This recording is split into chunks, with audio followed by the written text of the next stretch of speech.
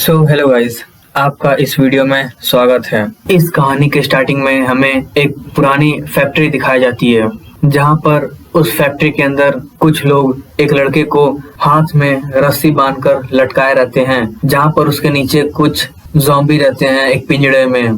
उन लोगों में से एक लड़की बोलती है, जियांग, तुम्हारे सारे दोस्त अब मर चुके हैं, अब तुम्हारे लाइफ का कोई मतलब नहीं रहा। जियांग सोचता है, ये सब मेरी गलती है, मेरी वजह से उन लोगों के साथ ऐसा हुआ। जियांग उस लड़की को गुस्से से बोलता है, एविली वुमेन, तुम एक बहुत ही घटिया मौत मरोगी। वो लड़की अपने बॉयफ्रेंड को पकड़कर बोलती है, ओह देखो तो उसे, वो मुझ पर गुस्सा है। उसका बॉयफ्रेंड बोलता है, चलो इसे धीरे धीरे टॉर्चर करते हैं तुम्हारे गुस्से को उतारने के लिए, लेकिन हमें तुमको थैंक यू कहना चाहिए सप्लाईज के लिए। तुम्हारी वजह से अब हम कुछ और महीनों तक आराम से जी सकेंगे। फिर वो उस बटन को क्लिक कर देता है, जिससे कि जियांग उस ज़ॉम्बी के उस केज में, जहां पर बहुत सारे ज़ॉम्बी रहते हैं उसके नीचे, उसमें गिर जाता है। सारे के सारे ज़ॉम्बी उसको पकड़कर काटने लगते हैं और वो चीखने चिल्लाने लगता है। वो बोलता है, स्यूजिंग और ली सुएंग, अगर मुझे एक और चांस मिल गया जिंदा रहने का तो मैं तुम दोनों को छोड़ूंगा नहीं, जो तुमने किया है उसके लिए। फिर वो जब अपनी आंखें खोलता है तब वो थोड़ा शॉक रहता है और उसके सामने एक लड़की रहती है जो कि बोल रही होती है कि जियांग, क्या तुम मुझसे प्यार भी करते हो? तुमने इस घर को मेरे नाम अब तक क्यों नहीं किया? जियांग इधर उधर देखने लगता है और सोचता है कि क्या मैं वापस से जिंदा हो गया हूँ एपोकलिप्स के आने से पहले। मेरे पिछले लाइफ में मैं स्यूजिंग के बहकावे में आ गया था, उसने मेरा घर तक ले लिया था जो कि मेरे पेरेंट्स ने मेरे लिए छोड़ा था और मैं बेघर हो गया था। जब ग्लोबल कैटारॉप्स अकड़ हुए थे तो सब ह्यूमंस ज़ॉम्बी में कन्वर्ट हो जा रहे थे और इसके चलते पूरे देश में आतंक फैल गया ज़ॉम्बीज का। मेरे दोस्तों की मदद से मैंने एक सेफ जोन बनाया था और एपोकलिप्स में सरवाइव कर रहे थे, पर किसने सोचा था कि ये स्वीजिंग एक डिसेंट पर्सन होने का नाटक करेगी और मेरी सिंपैथी जीतकर, लेकिन वो तो असल में दुश्मनों के द्वारा भेजी गई थी हम लोगों को डिस्ट्रॉय करने के लिए। फिर हमें प्रेजेंट में दिखाया जाता है जहाँ पर वो लड़की स्वीजिंग बोल रही होती है कि क्या तुम मुझे सुन भी रहे हो? जियांग सोचता है कि मैं अभी गुस्से से काम नहीं ले सकता और उस लड़की स्वीजिंग को कमरे से बाहर निकाल देता है और बोलता है, ठीक है, मैं समझ गया, अब जाओ तुम। वो तुरंत वो सोचती है कि क्या हो रहा है, कब से जियांग इतना एग्रेसिव हो गया, क्या वो मेरा चमचा नहीं था? फिर जियांग दरवाजा बंद कर लेता है और फिर वो टाइम देखता है और बोलता है कि बस 1 महीना बचा है एपोकलिप्स को आने में, मुझे जल्द से तैयारी करना स्टार्ट कर देना चाहिए। तभी वो देखता है कि उसके सामने एक सिस्टम टास्क आया रहता है जहाँ पर उसमें लिखा रहता है कि एपोकलिप्स का सिस्टम एक्टिव हो चुका है और प्लीज कंप्लीट करें मिशंस को जितनी जल्दी पॉसिबल हो सके। वो ये देखकर खुश हो जाता है और सोचता है, एक सिस्टम, मिशन रिवॉर्ड पॉइंट, ये पॉइंट्स किसके लिए इस्तेमाल हो सकते हैं? वो देखता है कि पॉइंट से वो बहुत सारे सामान खरीद सकता है, जैसे कि physical enhancement portion, farmer supply box या सप्लाई बॉक्स। मैं तो बिल्कुल भूल ही गया था कि मेरे प्रीवियस लाइफ में मैंने एक पैसा जुटा कर रखा था ब्राइड प्राइस उस स्वीजिंग के लिए। फिर वो अपना फोन हाथों में लेकर सोचता है कि बस 1 महीने में ज़ॉम्बी हर जगह होंगे और अभी इस समय अच्छा खाना है तो मुझे अच्छी तरह से खाना चाहिए। फिर वो रात को एक बड़े होटल में चला जाता है जहाँ पर वो बहुत सारे डिशेस को ऑर्डर करता है। फिर वो बोलता है कि चलो इसे टेस्ट करें कि इतने महंगे का ये कैसा टेस्ट होता है। फिर जैसे ही वो उस खाने को अपने मुंह में रखता है, उसको वो बहुत ही अच्छा लगता है और वो तेजी से खाना चालू कर देता है। तभी वो देखता है कि उसके फोन पर कॉल आ रहा होता है वो देखता है कि उसके फोन पर स्वीजिंग की फ्रेंड का कॉल आता है और वो सोचता है कि क्या उस वुमन ने मैनिपुलेट किया होगा अपनी दोस्त पर। जैसे ही वो कॉल को एक्सेप्ट करता है, तुरंत उसमें से चिल्लाने लगती है और बोलती है कि जियांग, तुम्हारा क्या मतलब है? तुम कैसे स्वीजिंग को ऐसे ट्रीट कर सकते हो? वो बस चाहती थी कि तुम अपने लव को प्रूव करो। अगर तुम अपनी प्रॉपर्टी उसे नहीं दे सकते तो तुम कैसे कह सकते हो कि तुम उसे प्यार करते हो? स्वीजिंग बस तुम्हें थोड़ा सा टेस्ट कर रही थी और तुम फेल हो गए। अगर तुम अपने घर का कागजात और 1 मिलियन युआन कैश में नहीं लाए, सॉरी नहीं बोला, तो मैं तुम्हारी मदद नहीं कर सकती और समझ जाओ कि ब्रेकअप हो गया। फिर जियांग गुस्से से चिल्लाकर बोलता है कि तुम होती कौन हो? क्या सोचती हो कि तुम कौन हो? तुम्हें लगता है कि तुम मुझे टेस्ट कर सकती हो? भाड़ में जाओ। फिर वो उस कॉल को कट कर देता है और सोफे पर आराम से बैठ जाता है और सोचता है, एक पीस ऑफ लैंड को खरीदूं। मैं सबसे स्ट्रॉन्गेस्ट फोर्ट्रेस बनाऊंगा इस लैंड पर, जो कि ना ही बस डिफेंस से भरा होगा बल्कि उसके बगल में वाटर सोर्स और फॉरेस्ट भी होंगे। फिर वो एक जगह चला जाता है जमीन को खरीदने के लिए। वहां पर एक लड़की आकर बोलती है, हेलो सर, क्या आप यहाँ पर रेंट या घर खरीदने आए हैं? जैसे जियांग बोलता है कि नहीं, मैं यहाँ पर, तभी वहां पर एक तीसरा आदमी आकर बोलता है उस लड़की को, जियाओ, जाओ और बॉक्स को मूव करने में मदद करो। आज हमें बहुत सारा टॉयलेट पेपर आया है। वो आदमी एक रियल एस्टेट का सेल्स मैनेजर रहता है, मैनेजर जू। वो लड़की बोलती है, मैनेजर जू, मेरे पास एक क्लाइंट है अटेंड करने के लिए। वो मैनेजर उस लड़की से बोलता है, क्या तुम सब कुछ भूल चुकी हो जो मैंने तुम्हें सिखाया था? जाओ अपने काम पर वापस। मैनेजर बोलता है, कैसा क्लाइंट? एक लूजर, वो भी सस्ते कपड़ों में, जो कि एक टॉयलेट भी नहीं खरीद सकता। जियांग बोलता है, क्या तुमने कहा तुम लोगों पर नीचा दिखा रहे हो? मैनेजर बोलता है, मैं वैसा आदमी हूँ जो तुम जैसे कुत्तों पर नीचा दिखाता हूँ। फिर वो बोलता है, अगर तुमने एक टॉयलेट भी खरीद लिया तो मैं अपना खुद का लाइव स्ट्रीमिंग करूंगा, वो भी एक सीट खाते हुए। फिर जियांग बोलता है, ऑल राइट, अगर तुमने कह दिया है तो कुछ फ्रेश ढूंढना स्टार्ट कर दो लाइव स्ट्रीमिंग के लिए। फिर जियांग क्रेडिट कार्ड निकालते हुए बोलता है, मैं यहाँ पर ना ही रेंट के लिए और घर बेचने के लिए आया हूँ, मैं यहाँ पर जमीन खरीदने के लिए आया हूँ।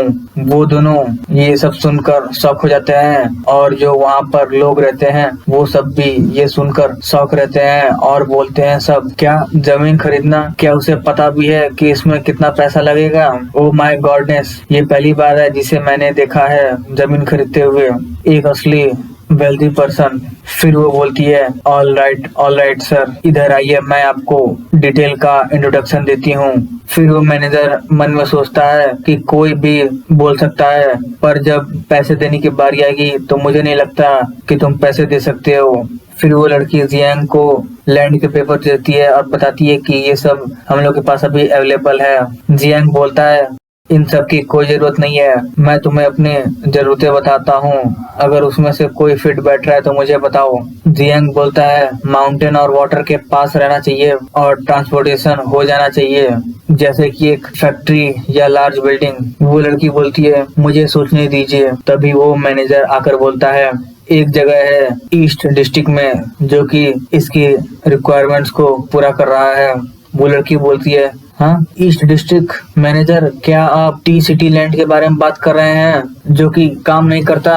वो फैक्ट्री पूरा भी नहीं हुआ है और उसे क्लाइंट को नहीं बेचा जा सकता। ये लड़का, इस लड़के की डिमांड ही ऐसी है, ये यहाँ पर जमीन खरीदने नहीं आया है, यहाँ पर मुसीबत करने आया है। फिर जियांग बोलता है, वो जमीन ईस्ट डिस्ट्रिक्ट में है, क्या वो मेरे जरूरतों के हिसाब से पूरा है? वो लड़की बोलती है, यस सर, पर जो फैक्ट्री है वो फिनिश पूरा नहीं हुआ है और जो टीम लीडर था कंस्ट्रक्शन का वो भाग गया। फिर जियांग उस जमीन के कागजों को देखते हुए सोचता है, ये लोकेशन बहुत ही अच्छा है और मेरे सारे जरूरतों को पूरा कर रहा है। फिर जियांग उस लड़की से बोलता है, मैं इस जमीन को लूंगा, क्या हम कॉन्ट्रैक्ट पर साइन कर सकते हैं और पेमेंट अभी कर सकते हैं? वो लड़की बोलती है, सॉरी सर। वो सुनकर शॉक रहती है, हाँ, वो पूछती है, सर क्या आप सच में इस अनफिनिश फैक्ट्री को खरीदना चाहते हैं? जियांग बोलता है, हाँ सही में, हाँ ऑफ कोर्स, चलो कॉन्ट्रैक्ट को साइन करें और पेमेंट को जल्दी करो, कोई इंतजार कर रहा है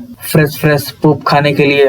फिर वो मैनेजर बोलता है, नो इम्पॉसिबल, ऐसा नहीं हो सकता, 300,000 युआन डाउन पेमेंट, कैसे कोई मिलियन स्पेंड कर सकता है एक जमीन के लिए, वो भी जो अनफिनिश्ड है? मैं इस पर विश्वास नहीं कर सकता, आई डोंट बिलीव इट। फिर जियांग उस मैनेजर के कंधे पर हाथ रखकर बोलता है, बड़ी, मैंने पेमेंट पूरा कर दिया है, अब ये तुम्हारी बारी है परफॉर्म करने का, जब तक तुम एंजॉय करो मैं तुम्हें एक सुपर चैट भी भेज सकता हूँ बाद में। फिर जियांग वहाँ से चला जाता है। वहाँ के सारे लोग उस मैनेजर से बोलते हैं, मैंने लाइव स्ट्रीमिंग ऑन कर दिया है, जल्दी करो फैटी, मेरा स्टमच आज ठीक नहीं है पर मैं वादा करता हूँ कि ये फ्रेश रहेगा। फिर हमें जियांग को दिखाया जाता है जहाँ पर वो कंपनी के बाहर निकल गया रहता है और सोचता है, मैंने सारा ब्राइट प्राइस मनी लगा दिया जमीन को खरीदने के लिए, अब मुझे फिगर आउट करना पड़ेगा कि मैं सप्लाईज को कैसे खरीदूं। तभी वो मोटा सी जियांग का बॉयफ्रेंड उसे देखकर बोलता है, क्या ये जियांग नहीं है? ये यहाँ पर क्या कर रहा है? फिर वो अंदर देखता है जहाँ पर सब लोग उस मैनेजर को लाइव स्ट्रीम पर खिला रहे होते हैं। फिर हमें सी जियांग को दिखाया जाता है जहाँ पर वो अपने नेल में नेल पॉलिश लगा रही होती है। तभी उसे उसका कॉल आता है। सी जियांग उस कॉल को उठाकर बोलती है, ली शू जियांग, तुम रास्कल, तुम्हें मैं अभी भी याद हूँ। वो बोलता है, स्यूजिंग, क्या तुम्हें पता है कि जियांग यहाँ पर आया था रियल एस्टेट कंपनी में आज जमीन खरीदने के लिए? वो तुरंत खड़ी हो जाती है और बोलती है, क्या उसने जमीन खरीदा? उसके पास पैसा कहाँ से आया? वो स्यूजिंग से बोलता है, उसने 300,000 युआन डाउन पेमेंट किया, मुझे लगता है ये वही पैसा है जो कि उसने ब्राइट प्राइस मनी के लिए बचाया था। स्यूजिंग गुस्से से बोलती है, क्या वो बास्टर्ड, उसकी हिम्मत कैसे हुई मेरे पैसा इस्तेमाल करने की? सू जियांग उसे बोलता है कि स्यूजिंग अभी गुस्सा मत हो, जाओ और जियांग को ढूंढो और पूछो क्या हो रहा है। फिर हमें जियांग को दिखाया जाता है जहाँ पर वो अपने कमरे में बैठकर सोच रहा होता है कि सप्लाईज को खरीदने और बिल्डिंग को कंस्ट्रक्ट कराने के लिए बहुत सारा पैसा लगेगा, मैं ये सब कहाँ से लाऊं? तभी कोई उसका घर का दरवाजा खटखटाने लगता है। वो सोचता है क्या हुआ? फिर वो जाकर जब दरवाजा खोलता है तब वो देखता है कि स्यूजिंग और उसकी दोस्त दरवाजे पर रहती है। जियांग बोलता है, तुम दोनों यहाँ पर क्या कर रहे हो? स्यूजिंग बोलती है, जियांग, तुम्हारा क्या मतलब हुआ? तुम्हारी हिम्मत कैसे हुई मेरा पैसा खर्च करने की? जियांग थोड़ा कंफ्यूज्ड हो जाता है और बोलता है, तुम किस बारे में बात कर रही हो? स्यूजिंग बोलती है, तुम्हें क्या लगता है मुझे नहीं पता कि तुमने सारा ब्राइट प्राइस मनी इस्तेमाल कर दिया है जमीन खरीदने के लिए? मैं तुम्हें बता रही हूँ वो पैसा मेरा है, अब जो तुमने जमीन खरीद लिया है वो मेरा है। जियांग थोड़ा चेहरा बनाते हुए बोलता है, क्या तुम इंसेन हो? क्या तुम पागल हो? फिर जियांग एक नोटों की गड्डी निकाल कर उसके कंधे पर मारता है और बोलता है कि मेरे पास बहुत पैसा है पर मैं तुम्हारे पर 1 सेंट भी इस्तेमाल नहीं करूंगा। तुम्हें क्या लगता है मुझे नहीं पता तुम्हारे और सू जियांग के अफेयर के बारे में? स्यूजिंग तुरंत सोचने लगती है, क्या हो रहा है? इसे कैसे पता चला मेरे और ली सू जियांग के बारे में? तभी उसकी दोस्त बोलती है कि तुम दोनों शांत हो जाओ, ये बस एक मिसअंडरस्टैंडिंग है कपल्स के बीच में। जियांग बोलता है, मिसअंडरस्टैंडिंग माय एस, यहाँ पर कोई भी मिसअंडरस्टैंडिंग नहीं है और ये मेरी गर्लफ्रेंड नहीं है, ये उस ओल्ड मैन ली सू जियांग के साथ है। फिर जियांग दरवाजा बंद करते करते बोलता है, गेट लॉस्ट हो जाओ तुम दोनों, बस तुम्हारी तरफ देखने से ही मुझे घिन आती है। स्यूजिंग सोच रही होती है कि इसे कैसे पता चला, हम लोग तो हमेशा बहुत ही सीक्रेट रहते थे जब भी हम रूम बुक करते थे। तो फिर वो दोनों वहाँ से चली जाती हैं। उसकी दोस्त बोलती है कि स्यूजिंग ये बहुत ही बड़ी डील है, तुमने मुझे पहले क्यों नहीं बताया कि तुम उस मिडिल एज्ड मैन के साथ इन्वॉल्व हो, ली सू जियांग के साथ। फिर स्यूजिंग बोलती है, हाँ हमने कुछ बार रूम बुक किया था। फिर उसकी दोस्त बोलती है, ये सिचुएशन आउट ऑफ कंट्रोल है, चलो पहले चले फिर एक प्लान के बारे में सोचेंगे। स्यूजिंग बोलती है, हाँ हम बस वही कर सकते हैं। फिर वो दोनों उस लिफ्ट के अंदर चली जाती हैं। उसकी दोस्त सोचती है, स्यूजिंग अब जब तुमने सब कुछ बिगाड़ लिया है जियान के साथ, तब मैं भी पीछे नहीं हटूंगी। फिर हमें जियांग को दिखाया जाता है जहाँ पर वो बता रहा होता है कि ये फैक्ट्री है जिसे मुझे रिनोवेट कराना है, और जियांग पूछता है कि इसमें कितना टाइम लगेगा कंप्लीट करने के लिए पूरा। फिर कंस्ट्रक्शन मैन बोलता है कि वॉल्स को रिइंफोर्स करने के लिए, गार्ड टावर्स को बनाने के लिए, और blast proof doors, bullet proof glass और सभी चीजें। कंस्ट्रक्शन मैन पूछता है जियांग से कि क्या मैं तुमसे पूछ सकता हूँ कि तुमने किस फोर्स को ऑफेंड किया है। जियांग बोलता है कि ज्यादा मत पूछो, ज्यादा जानना तुम्हारे लिए अच्छा नहीं है, बस मुझे बताओ कि कितना कॉस्ट लगेगा इसे कंप्लीट करने में 1 महीने के अंदर। कंस्ट्रक्शन मैन बोलता है कि बड़ी ये 1 महीने के अंदर नहीं हो सकता। जियांग बोलता है कि स्टॉप टॉकिंग, अगर तुम नहीं कर सकते तो यहाँ पर बहुत लोग हैं करने के लिए। फिर कंस्ट्रक्शन मैन बोलता है कि नहीं बॉस, मेरा मतलब वो नहीं था, बस इसमें खर्चा ज्यादा लगेगा। जियांग बोलता है कि अपना दाम बताओ। कंस्ट्रक्शन मैन बोलता है बॉस, अगर हमें इसे 1 महीने में कंप्लीट करना है तो कम से कम हमें 20 मिलियन लगेंगे। जियांग बोलता है 20 मिलियन। कंस्ट्रक्शन मैन बोलता है यस, अगर आप हमें 5 मिलियन अभी डिपॉजिट कर दे तो हम स्टार्ट करना चालू कर दे काम।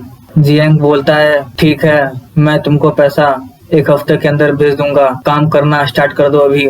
जियांग बोलता है कि घबराओ मत, अगर मैं पे नहीं करूंगा तो ये जमीन तुम्हारी हो जाएगी। ये सुनकर कंस्ट्रक्शन मैन बोलता है ठीक है। फिर तभी हमें दिखाया जाता है कि स्यूजिंग की दोस्त वहाँ पर आ गई रहती है और बोलती है ब्रदर जियांग। जियांग उसे देखता है पर तुरंत वो उसका हाथ पकड़ लेती है और पूछती है कि तुम यहाँ पर क्या कर रहे हो। गुस्से से देखते हुए पूछता है कि तुम यहाँ पर क्या कर रही हो, और सोचता है कि ये बिच मेरे पिछले लाइफ में ये और स्यूजिंग ने मुझे स्कैम किया था, पर इस समय मैं डबल बदला लूंगा तुमसे। फिर जियांग उसको छोड़कर आगे चला जाता है और बोलता है नहीं नहीं, वहाँ पर नहीं, गेट और बड़ा होगा। वो सोचती है कि नहीं, मैं ऐसा गोल्डन अपॉर्चुनिटी नहीं गवा सकती। अब जब स्वीजिंग इसके हाथों से निकल गई है तब मैं इसको अपना बनाकर और फिर ये लैंड मेरा हो जाएगा। फिर हमें उसके बाद दिखाया जाता है जियांग अपने घर में बैठकर सोच रहा होता है कि बैंक से मुझे बस 3 मिलियन ही मिले और इतना काफी नहीं है कंस्ट्रक्शन के लिए, मुझे और पैसा ढूंढने का कोई रास्ता खोजना पड़ेगा। तभी जियांग सोचता है कि नहीं रुको, एपोकलिप्स तो आने ही वाला है, अगर मैं इस घर को बहुत सारे लोगों को बेचूं तो इससे कोई फर्क नहीं पड़ता, चलो इसे करते हैं। तभी जियांग देखता है कि उसके रूम का कोई दरवाजा खटखटा रहा होता है और सोचता है ये बुढ़ा आदमी फिर वो दरवाजे के पास जाकर और सोचता है मेरे नीचे के जो नेबर हैं ग्रैंडपा ली के पास कुछ मनी है, वो पहला और 2nd फ्लोर ओन करते हैं और मेरा 3rd फ्लोर भी खरीदना चाहता है, पर सच में मैं इस घर को अपने शादी के लिए इस्तेमाल करना चाहता था, इसीलिए मैंने बेचने से इनकार कर दिया। पर अब तब वो बुढ़ा आदमी बहुत सारी मुसीबत करता था, बोलता था कि डोर को पेंट करो, कचड़े को उठाओ, उसने सब गंदी ट्रिक इस्तेमाल की। दरवाजा खोलने के बाद वो बुढ़ा आदमी जियांग से बोलता है कि क्या तुम रात को फिर नहीं घूम रहे थे। जियांग चिल्लाकर बोलता है कि बस बहुत हुआ, मैं अपने बेड पर चला गया था, अगली रात मैं क्लबिंग नहीं कर रहा था। वो बुढ़ा बोलता है कि मुझे नहीं परवाह, मैंने सुना था। जियांग उससे बोलता है अब बस करो, तुम्हारी नजर मेरे घर पर है, मेरा बहुत हो गया, अब मैं तुम्हें ये घर बेच देता हूँ। वो बुढ़ा बोलता है क्या सच में? फिर जियांग बोलता है कि लेकिन मेरी एक कंडीशन है। वो बुढ़ा बोलता है क्या कंडीशन? जियांग बोलता है कि मैं ये घर तुम्हें 6 महीने से पहले नहीं दूंगा, मुझे यहाँ पर 6 महीने तक और रहना है और तुम्हें मुझे 5 मिलियन भेजने होंगे कि मैं अपने नए घर के लिए दे सकूं। जियांग बोलता है कि अगर तुम इस पर एग्री नहीं हो सकते तब भूल जाओ। जियांग अपना दरवाजा बंद करने वाला ही रहता है, तभी वो बुढ़ा पकड़ कर बोलता है चलो ठीक है, पर पहले हमें कॉन्ट्रैक्ट को साइन करना होगा। जियांग बोलता है कि कॉन्ट्रैक्ट कोई प्रॉब्लम नहीं है, चिंता मत करो। फिर जियांग अपने मन में बोलता है कि ओल्ड बास्टर्ड, तुम बस इंतजार करो अपने घर में मरने का। फिर जियांग अपने फोन पर चेक करता है और बताता है कि ग्रैंडपा ली ने मुझे 5 मिलियन ट्रांसफर कर दिया और जो मैंने प्लस 3 मिलियन लोन लिया था, अब मेरे पास टोटल 8 मिलियन हो चुके हैं। फिर वो देखता है कि उसके सामने एक सिस्टम टास्क आ रहता है जहाँ पर उसे 1 साल के लिए सप्लाईज को इकट्ठा करना रहता है और उसके बदले में उसको 10 पॉइंट मिशन रिवॉर्ड मिलेंगे। फिर अगले दिन जियांग एक मॉल में जाकर सप्लाईज को इकट्ठा करने लगता है। वहाँ के लोग जियांग को देखकर बोलते हैं कि क्या ये लड़का मेंटली पागल हो गया है, जल्दी जल्दी उसके यहाँ से दूर हो जाओ। फिर जियांग काउंटर के सामने बहुत सारा सप्लाईज ला के इकट्ठा कर चुका रहता है। कुछ लोग बोलते हैं कि ये इतनी सारी चीजें क्यों खरीद रहा है। एक और बेवकूफ जो सोच रहा है कि एपोकलिप्स आने वाला है। फिर तभी उसका सिस्टम टास्क कंप्लीट हो जाता है और उसे 10 पॉइंट्स कम मिल जाते हैं। फिर जियांग ये देखकर सोचता है कि एपोकलिप्स में अंदर एट्रीब्यूट को एनहांस करना इम्पोर्टेंट है, पर इस प्रोटैगनिस्ट सप्लाई बॉक्स के अंदर है क्या। वो सोचता है कि अब झिझकने की कोई बात नहीं है, अपॉर्चुनिटी को लो और सब लगा दो। और फिर वो प्रोटैगनिस्ट सप्लाई बॉक्स को चूज कर लेता है, जहाँ पर फिर उसको उस बॉक्स में से एक स्पेस रिंग मिलता है लेवल 1 का, जिसका फीचर रहता है कि वो रिंग 500 मीटर स्क्वायर का स्पेस कंटेन किया रहता है और उसके अंदर का टाइम स्टेबल रहता है। जियांग ये देखकर बहुत ही खुश रहता है और सोचता है कि मुझे पता था पहला ड्रॉ हमेशा गोल्डन रहता है और अब जब इसके अंदर टाइम सेम ही रहेगा, इसका मतलब कि मैं फ्रेश गुड्स को स्टोर कर सकता हूँ और वो सब खराब भी नहीं होंगे। फिर जहाँ पर उसके सामने एक और टास्क आ जाता है, जहाँ पर उसको 10 साल के लिए सप्लाईजेस को इकट्ठा करना रहता है और उसके बदले में उसे रिवॉर्ड पॉइंट 20 मिलेंगे। फिर तभी उस मॉल में वहाँ के सिक्योरिटी गार्ड सब आ जाते हैं और बोलते हैं कि कौन कौन परेशानी खड़ी कर रहा है यहाँ पर। वो जियांग को देखकर सोचता है कि क्या ये जियांग है। जियांग उसको देखकर तुरंत पहचान जाता है और सोचता है कि यांग ताओ, जो कि मेरा हाई स्कूल का क्लासमेट था और वो ऐसा लड़का था जो हमेशा कमजोरों को परेशान करता था और ताकतवर से डरता था। हम लोगों की स्कूल में बहुत सारी कॉन्फ्लिक्ट हुई हैं और मुझे दावा नहीं था कि मैं आज इसे यहाँ पर मिलूंगा। तभी वो बोलता है कि जियांग, तुम यहाँ पर क्या कर रहे हो? इन सभी चीजों को वापस रखो जहाँ पर ये सब थी, नहीं तो मैं तुम पर दया नहीं दिखाऊंगा। फिर जियांग बोलता है, हे यांग ताओ, तुम अभी भी कमजोरों को परेशान कर रहे हो। मैं यहाँ पर इन सब सभी चीजों को खरीदने आया हूँ और तुम ऐसे ट्रीट कर रहे हो कस्टमर को। ये सुनकर वो बोलता है कि तब जो तुमने लिया है इसके बदले में पे करो, नहीं तो हम पर ब्लेम मत डालना सख्त होने के लिए। फिर हमें दिखाया जाता है कि 1 घंटे के बाद सब सप्लाईज का बिल बन रहा होता है। वो उस लेडी से पूछता है कि टोटल कितना हुआ। वो बताती है कि टोटल 56,883 हुए हैं। वो जियांग से बोलता है कि चेकआउट करो। जियांग तुरंत अपना एटीएम कार्ड निकालकर उसमें स्वाइप कर देता है और फिर वो डिवाइस साउंड करता है, सक्सेसफुली ट्रांजैक्शन। वो ये थोड़ा देखकर शॉक रहता है और फिर वो अपने सिक्योरिटी गार्ड्स को लेकर जाता है और बोलता है चलो चले।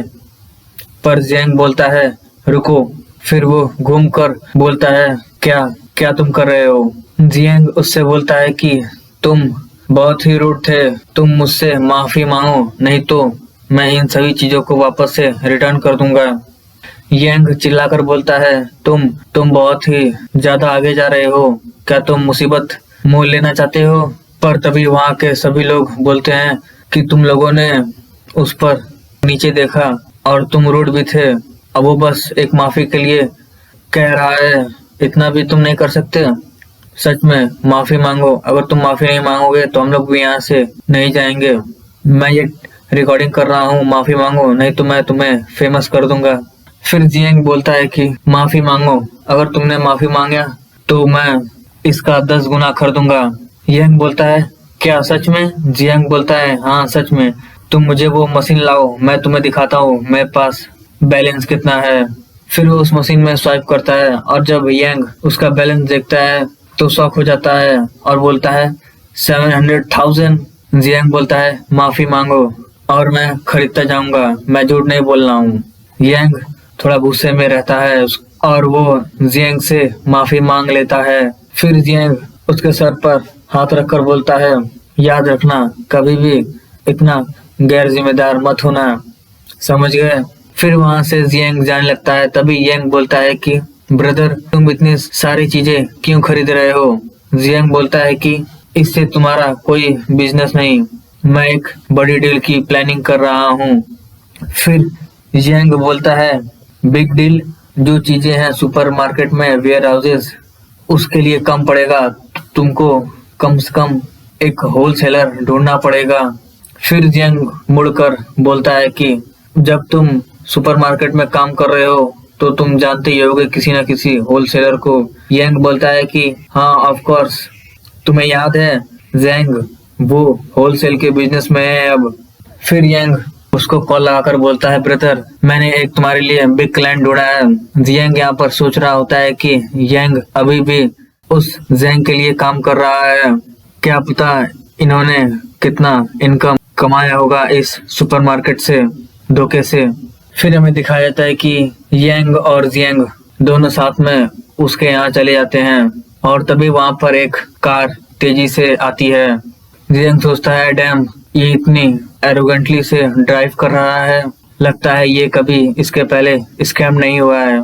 फिर तभी उस गाड़ी में से जियांग बाहर आकर निकलता है स्मोकिंग करते करते। वो बोलता है, यांग यही जो क्लाइंट है जो तुमने बताया था? यांग बोलता है कि ब्रदर ये जियांग है, तुमको याद है? जियांग बोलता है, कौन? यांग बोलता है, जियांग जो हमारा हाई स्कूल में क्लासमेट था। जियांग बोलता है, ओ अब मुझे याद आया।